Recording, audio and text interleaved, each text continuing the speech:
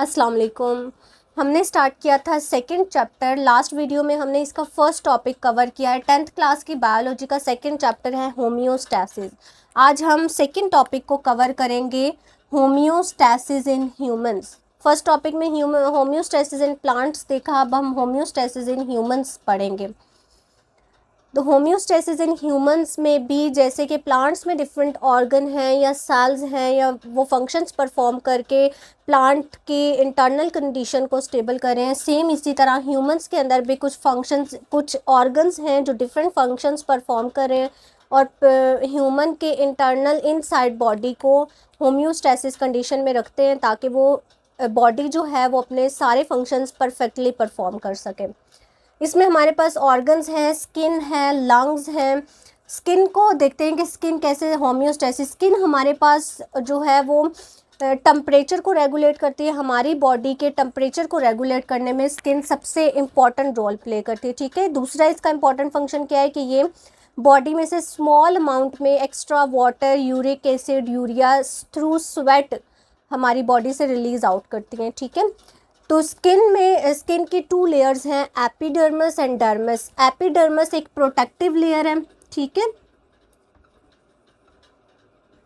Protective layer है, और dermis ये अपर लेयर है और इनर लेयर है हमारे पास डर्मिस। अब डर्मिस के अंदर पिक्चर में देखें, एपिडर्मिस तो एक प्रोटेक्टिव लेयर है, ठीक है। एपिडर्मिस के अंदर ना हेयर्स हैं, ना ही कोई स्वेट ग्लैंड्स है, ना ही कोई ऑयल ग्लैंड्स है। डर्मिस के अंदर हमारा डर्मिस इनर लेयर है, इसमें हमारे पास हेयर्स भी प्रेजेंट हैं, स्वेट ग्लैंड्स हैं, ऑयल ग्लैंड्स हैं, और इसके लास्ट में एक फैटी लेयर होती है हमारी बॉडी में, थिन लेयर।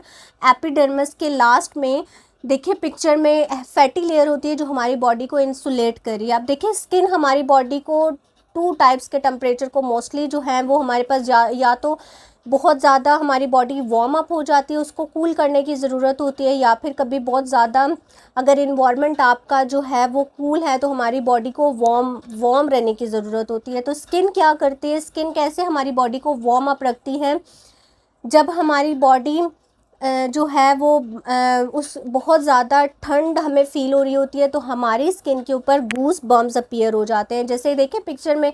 अब जो डर्मिस लेयर है, इस डर्मिस लेयर के अंदर हेयर्स के साथ एक इरेक्टाइल मसल्स होते हैं। देखिए पिक्चर में जो डार्क ब्राउन से आपको एक मसल्स शो किए हुए, ये हेयर्स के साथ इरेक्टाइल मसल्स होते हैं। जब भी हमारी बॉडी बहुत ज़्यादा कूल इन्वायरमेंट को फेस करती है तो हमारी बॉडी के ऊपर गूस बम्स अपीयर होने शुरू होते हैं, और ये बॉडी को क्या मैसेज देते हैं कि नेक्स्ट स्टेप लें, अपनी बॉडी को या तो कवर करें या फिर अपनी बॉडी को वार्म अप करने के लिए, ठीक है। फिर हम अब देखें ह्यूमंस की हम बात करें तो ह्यूमंस की स्किन के ऊपर बहुत ज़्यादा हेयर्स नहीं होते। अब कुछ हमारे पास कूलर एरियाज़ में ऐसे एनिमल्स आते हैं जिनकी बॉडी के ऊपर बहुत ज़्यादा हेयर फर्स होते हैं, ठीक है। फर्स बहुत लार्ज अमाउंट में हेयर्स प्रेजेंट होते हैं, और वहाँ वो भी हेयर्स जो हैं जब वो हेयर्स को इरेक्टाइल करते हैं, यानी वो जो मसल्स हैं हेयर की डर्मिस लेयर में जब वो इरेक्टाइल होते हैं तो स्किन के ऊपर जो हेयर्स होते हैं वो भी इरेक्ट हो जाते हैं, ठीक है। और इरेक्ट होने की वजह से उनके अंदर एयर जो है वो स्टोर होती है, और वही एयर्स उन एनिमल्स को एक ब्लैंकेट के तौर पे उनका काम करती है, और वार्म ब्लैंकेट के तौर पे उनकी पूरी बॉडी के ऊपर एक प्रोटेक्ट कर रही होती है वही लेयर, और उस एनिमल को वार्म करती है। इसी तरह जब बहुत ज़्यादा गर्मी होती है तो हमारी बॉडी से स्वेट यानी पसीना रिलीज़ होता है, पसीना हमें आता है और स्वेटिंग होती है, तो स्वेट के थ्रू जब इवेपोरेशन होती है तो वो एक कूलिंग इफ़ेक्ट को कॉज करता है।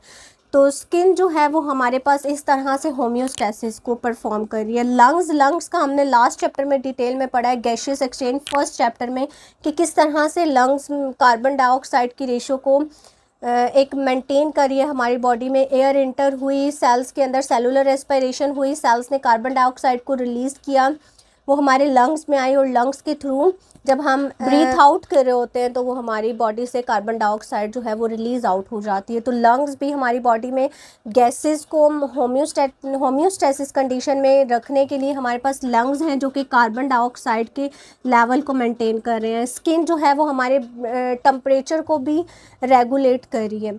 आज जो हमारा मेन टॉपिक है वो है यूरिनरी सिस्टम ऑफ ह्यूमन। ٹھیک ہے. اب ہماری باڈی میں ایک تو میں نے آپ کو بتایا کہ گیسز ہیں جو ہومیوسٹیسس کنڈیشن میں، دوسرا ہماری باڈی کا ٹمپریچر ہے. اب جو اندر ہمارے ایکسٹرا واٹر ہیں، ایکسٹرا سالٹ ہے، یوریا ہے، یورک ایسڈ ہے، وہ ہماری باڈی سے ریلیز آؤٹ ہونے کے لیے ہمارے پاس یورینری سسٹم ہے. اب یورینری سسٹم کا سیکنڈ نیم کیا ہے؟ اس کو ہم ایکسکریٹری سسٹم بھی بولتے ہیں. ایکسکریٹری سسٹم، ٹھیک ہے. سیکنڈ نیم کیا ہے یورینری سسٹم کو؟ ہم ایکسکریٹری سسٹم بھی کہتے ہیں. اب ہیومن کا جو ایکسکریٹری سسٹم ہے، پکچر میں دیکھیں یہ کن ایکسکریٹری سسٹم جو ہیومن کا ہے وہ 2 کڈنیز ہیں اس میں، ٹھیک ہے. 2 کڈنیز، یوریٹرس، بلڈر اینڈ یوریتھرا. ٹھیک ہے. کڈنی کیا کرتی ہے؟ جب بلڈ انٹر ہوتا ہے تو کڈنی اس بلڈ کو فلٹر آؤٹ کرتی ہے. فلٹر کرنے کے بعد جو یورائن پروڈیوس ہوتا ہے وہ یوریٹر اس کو کیری کرتا ہے اور بلڈر میں لے جاتا ہے. ٹھیک ہے. بلڈر میں تھوڑے ٹائم کے لیے ٹمپریری وہ جو یورائن ہے وہ سٹور رہتا ہے اور پھر کچھ ٹائم کے بعد یوریتھرا کے تھرو ہماری باڈی سے ریلیز آؤٹ ہو جاتا ہے. تو یہ ہمارا یورینری سسٹم ہے. یورینری سسٹم کے اندر آج ہم سٹرکچر کو ڈسکس کریں گے. آج ہم جو اس کے فنکشنز ہیں وہ ہم انشاءاللہ نیکسٹ ویڈیو میں پڑھیں گے. آج ہم صرف اس کے سٹرکچرز کو ڈسکس کریں گے کہ کڈنی کا جو سٹرکچر ہے وہ کیا ہے اور اس کے پارٹس کو دیکھیں گے.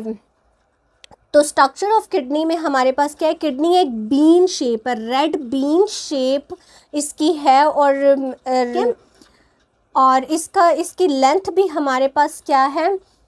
آلموسٹ جو ایوریج ہمارے پاس کڈنی کی لینتھ ہوتی ہے وہ 10 سینٹی میٹر لانگ ہے اور وائڈ اس کی وہ 5 سینٹی میٹر ہے. اور اس کڈنی کا ہمارے پاس آلموسٹ 120 گرامز ویٹ، ایک ایوریج کڈنی کا ہمارے پاس 120 گرام ویٹ ہوتا ہے. ٹھیک ہے. اب کڈنی جو ہے وہ ہمارے پاس جسٹ بلو دا ڈایافرام پریزنٹ ہوتی ہے.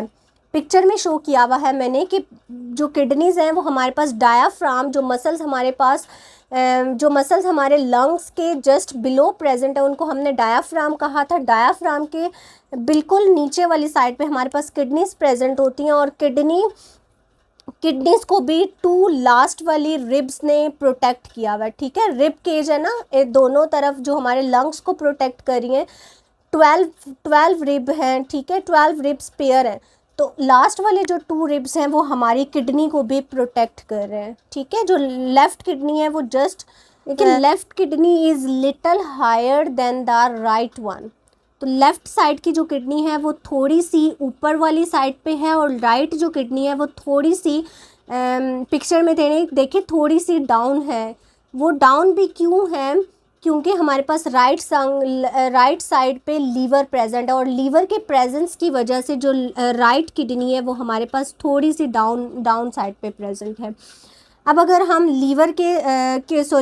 اگر ہم کڈنی کے سٹرکچر کی بات کریں تو کڈنی ہمارے پاس جو اس کی آؤٹر سائڈ ہے وہ رینل کارٹکس کہلاتی ہے. Renal cortex is a dark red colour. ٹھیک ہے. Renal cortex is the outer part of the kidney and it is in dark red colour.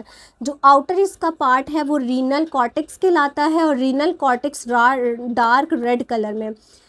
Inner side ہمارے پاس رینل میڈیولا ہے اور یہ پیل ریڈ کلر کی ہے. جیسے ڈارک کلر ہے نا آؤٹر سائڈ کا، جو انر سائڈ ہے وہ تھوڑی سی پیل ریڈ کلر میں ہے. ٹھیک ہے. اب میڈیولا کے اندر ہمارے پاس کون شیپس پریزنٹ ہے؟ سیورل کون شیپ سٹرکچرز ہیں جن کو ہم نے کیا کہا ہے؟ Renal pyramids.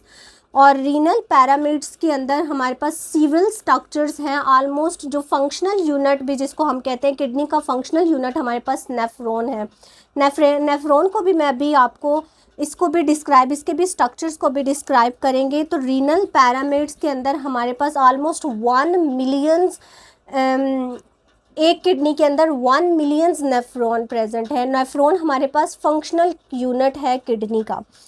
تو یہ جو کرو پارٹ ہے کڈنی کا اس کو ہم کیا کہتے ہیں؟ ہیلس. ٹھیک ہے. ہیلس ہمارے پاس وہ پارٹ ہے جہاں سے یوریٹرز لیو کر رہی ہیں، آرٹریز انٹر ہو رہی ہیں کڈنی کے اندر. ٹھیک ہے. آرٹریز ہیں، وینز ہیں، اسی ہیلس جو پارٹ ہے اسی کے تھرو وینز یا آرٹریز انٹر بھی ہو رہی ہیں اور یوریٹرز کڈنی کو لیو بھی کر رہے ہیں اسی ہیلس پارٹ کے. اور دونوں کڈنیز کے جو ہیلس پارٹ ہیں وہ کس کی طرف ان کا فیس ہے؟ ورٹیبرل کالم کا، یعنی ورٹیبرل کالم مڈ میں ہے، ٹھیک ہے، اور کڈنی اس کا فیس بھی ورٹیبرل کالم کی طرف ہے، جو دوسری کڈنی ہے اس کا بھی جو ہیلس پارٹ ہے وہ ورٹیبرل کالم کی طرف ہے۔ تو یہ ہمارے پاس اسٹرکچر ہے کڈنی کا۔ اب اگر ہم فنکشنل یونٹ کی بات کریں، جو کڈنی کا فنکشنل یونٹ ہے، تو ان پیرامڈس کے اندر یا ان کڈنی کے اندر ہمارے پاس ملینز، آلموسٹ 1 ملین نیفرون پریزنٹ ہیں ایک کڈنی کے اندر، ٹھیک ہے۔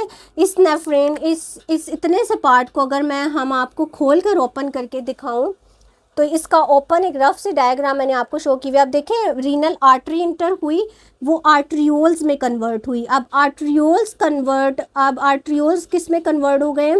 گلومیرولس میں، ٹھیک ہے۔ تو یہ آپ یوں ایزیوم کریں کہ بلڈ انٹر ہوا آرٹریز میں، آرٹریز کس میں ڈیوائیڈ ہوئیں؟ آرٹریولز میں، ٹھیک ہے۔ آرٹریولز کے بعد وہ کیپلریز کا ایک گچھا بناتی ہیں اور نیفرون میں انٹر ہوتی ہیں، ٹھیک ہے۔ جو کڈنی کے اندر نیفرون پریزنٹ ہے نا، یہی والی آرٹریز آرٹریولز میں کنورٹ ہوں گی اور اسی کے بعد یہ کیپلریز کا ایک گچھا بنائیں گی اور ہر نیفرون میں انٹر ہوں گی۔ اب یہ دیکھیں، یہ جو نیفرون کے اندر یہ آرٹری تھی، اس نے خود کو ڈیوائیڈ کر کے وہ اسٹرکچر بنایا، کیپلریز لائک ایک گچھا سا بنایا، جس کو ہم نے کیا کہا ہے؟ گلومیرولس۔ اب گلومیرولس جس کے اندر ہے اس کو ہم نے، وہ ایک کپ شیپ سٹرکچر ہے، اور کپ شیپ سٹرکچر کو ہم نے کیا کہا ہوا ہے؟ بومینز کیپسولز، ٹھیک ہے۔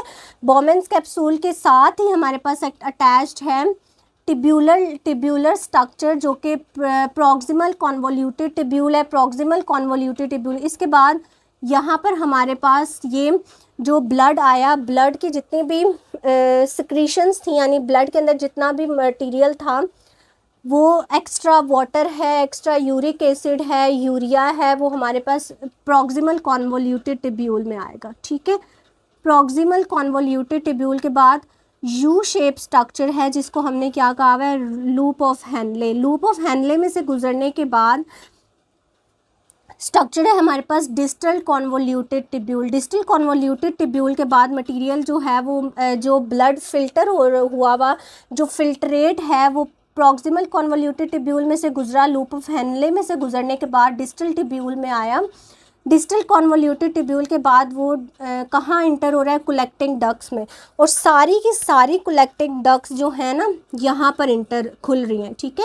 یہ جو ساری کولیکٹنگ ڈکٹس ہیں نا، وہ یہاں اس ایریا میں مڈ والے پارٹ میں اوپن ہوتی ہیں، اور یہ ہمارے پاس کیا ہے؟ رینل پیلوس۔ رینل پیلوس میں ساری جو نیفرون کے کولیکٹنگ ڈکٹس ہیں وہ یہیں پر اوپن ہوتے ہیں، اور یہیں پر جو ہے وہ یورائن اکٹھا ہوتا ہے۔ یہاں پر اکٹھا ہونے کے بعد یورائن کہاں انٹر ہو جاتا ہے؟ یوریٹرز میں، ٹھیک ہے۔ یوریٹرز میں انٹر ہونے کے بعد یہ یورائن کو لے کر جاتی ہیں بلڈر میں، جہاں ٹیمپریری یورائن سٹور ہوتا ہے، اور اس کے بعد یوریتھرا کے تھرو باڈی سے ریلیزڈ آؤٹ ہو جاتا ہے۔ تو یہ ہمارے پاس ایک سمپل سا سٹرکچر ہے جو یورینری سسٹم کا ہے۔ یورینری سسٹم کو ہم ایکسکریٹری سسٹم بھی کہتے ہیں۔ اس کے جو فنکشنز ہیں، سٹرکچر آف کڈنی کو ہم نے اس ویڈیو میں کور کیا۔ انشاءاللہ نیکسٹ ویڈیو میں ہم اس کے فنکشن کو بھی ڈسکس کریں گے، ٹھیک ہے۔ فنکشنز اس کے جو ہیں وہ ہم ڈیٹیل میں نیکسٹ ویڈیو میں کور کریں گے۔